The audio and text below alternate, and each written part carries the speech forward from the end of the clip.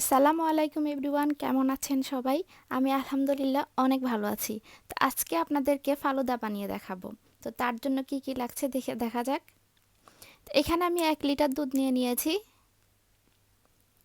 আধা কাপ সাবুদানা নিয়েছি, সামান্য পরিমাণ মতো চিনি, আমের টুকরো করা, 1 কাপ মিল্ক পাউডার। এখানে আমি চালের নুডলস নিয়েছি।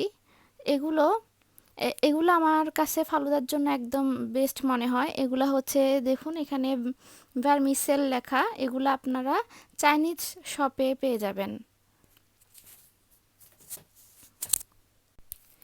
এখানে একটা বাটিতে আমি 1 কাপ মিল্ক পাউডারকে সামান্য একটু লিকুইড দুধ দিয়ে ভালো করে গলিয়ে রেখে দিব।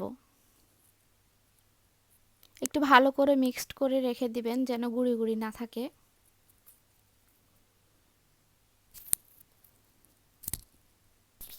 তো এইখানে আমি যে 1 লিটার দুধ নিয়েছি ওগুলো আমি ঘনাতে দিয়ে দিয়েছি। এগুলো আপনারা একদম একটানা নেড়ে নেড়ে ঘনিয়ে নেবেন। আরেক পাশে আমি পানি ফুটাতে দিয়ে দিয়েছি, পানিগুলো ফুটে গেছে। এখন এতে আমি সাবুদানাগুলো দিয়ে দিব।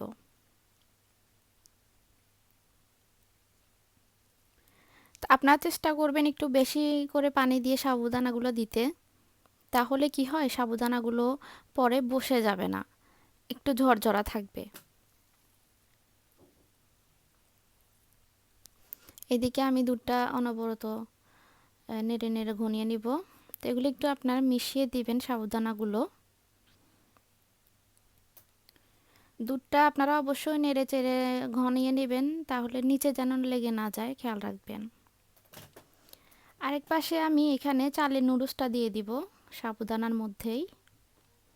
তা আপনারা চাইলে এগুলো আলাদাভাবেও সিদ্ধ করে নিতে পারেন, কোনো সমস্যা নেই। আমার কাছে মনে হয়েছে এভাবে আমার জন্য সুবিধা হবে, তাই আমি একসাথে দিয়ে দিয়েছি। তো দেখুন আমার দুধটা প্রায় ঘনিয়ে আসছে। এখন আমি যে 1 কাপ মিল্ক পাউডার মিলিয়ে রেখেছিলাম ওইটা ঢেলে দিব এর মধ্যে। এটা দেওয়ার ফলে আপনার দুধের যে কনসিস্টেন্সিটা ওইটা খুব সুন্দরভাবে পারফেক্টলি হয়ে যাবে, আর খেতে অনেক মজা হবে।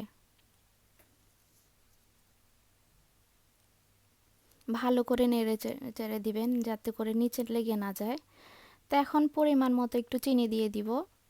তো আপনারা চিনি যেমন খান তেমনই আপনারা দিবেন। আমরা চিনি কম খাই, তাই আমি চিনিটা একটু কম দিয়েছি। আর মিল্ক পাউডারে কিন্তু একটু চিনির পরিমাণটা বেশি থাকে, সেটাও খেয়াল রাখবেন। তো ওইদিকে আমার সাবুদানাটা এখনো হয়নি, আমি আরেকটু সিদ্ধ করে নেব। তো দেখুন এদিকে আমার সাবুদানাটা হয়ে গেছে। এগুলো এখন আমি একটা স্ট্রেনারে ঢেলে নিব।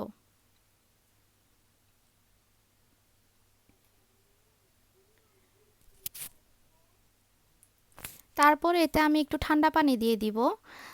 এতে কি হবে, এতে আপনার সাবুদানাগুলো ঝরঝরে থাকবে, বসে যাবে না। তো আমি ওইদিকে সাবুদানাগুলো পানি ঝরিয়ে রেখে দিব। তো এখানে আমি ঘনিয়ে নিব আর একটু দুধগুলো। দেখুন ঝরঝরা আছে, কি সুন্দর।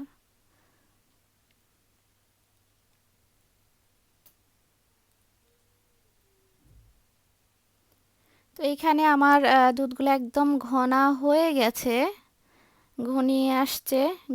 আমি এখন চুলাটা অফ করে ঠান্ডা করে নিয়ে নিব। আমার এখানে আমি দুধগুলো ঠান্ডা করে নিয়েছি। দেখুন এটার কনসিস্টেন্সিটা কেমন হয়েছে। আপনারা চুলার থেকে নামানোর পরে এটা অনেক ঘন হয়ে যায়, অনেক ঘন। দুধ পাউডারটা দেওয়ার ফলে এটার ঘনত্বটা অনেক বেড়ে যায়। তো এখন আমি সার্ভ করে দিব। প্রথমে আমি একটু সাবুদানা দিয়ে দিব। সাবুদানাগুলো এখন একটু বসা বসা লাগলেও যখন আপনারা মিল্কটা ঢেলে দিবেন তখন এটা একদম ঝরঝরা হয়ে যাবে।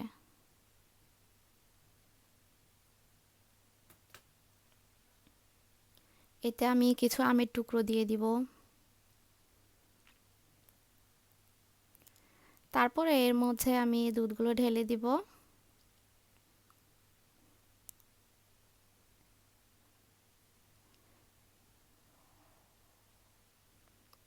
তারপর এটা খেতে অবশ্যই স্বাদ বাড়িয়ে দেওয়ার জন্য আমি এখানে একটু ভ্যানিলা আইসক্রিম দিয়ে দিব এটার উপরে। তাতে করে কি হয়, এটা স্বাদটা অনেকটা বেড়ে যায়। ভ্যানিলা আইসক্রিমটা আমি এখন উপরে দিয়ে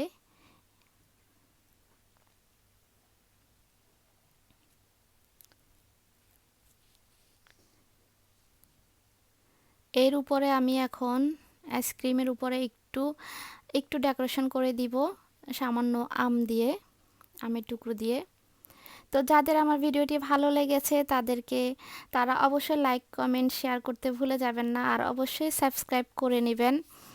আর সবাই যারা অলরেডি সাবস্ক্রাইব করেছেন তাদেরকে অনেক অনেক ধন্যবাদ। ভালো থাকবেন। আল্লাহ হাফেজ।